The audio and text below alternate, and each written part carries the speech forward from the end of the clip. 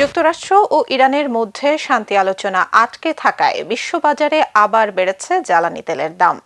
সংঘাত নিরসনে কূটনৈতিক তৎপরতা বন্ধ ও ইতিবাচক কোনো ইঙ্গিত না পাওয়ায় অপরিশোধিত তেলের বাজারে দামের এই ঊর্ধ্বগতি অব্যাহত রয়েছে।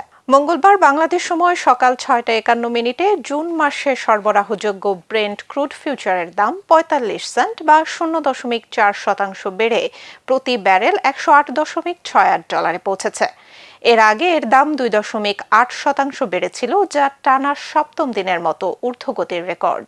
অন্যদিকে জুনে ডেলিভারির জন্য মার্কিন ওয়েস্ট টেক্সাস ইন্টারমিডিয়েট WTI ক্রুডের দাম 58 সেন্ট বা 0.6% বেড়ে প্রতি ব্যারেল $96.96 দাঁড়িয়েছে।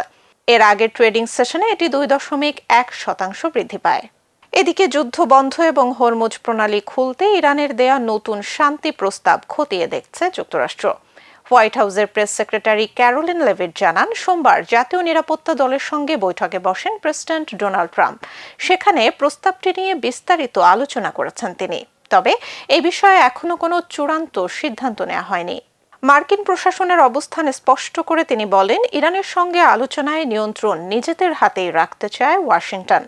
একই সঙ্গে চুক্তি হতে হবে এমন যাতে আমেরিকান জনগণের স্বার্থ সুরক্ষিত থাকে এবং ইরান কোনোভাবেই পারমাণবিক অস্ত্র তৈরির সক্ষমতা অর্জন করতে না পারে।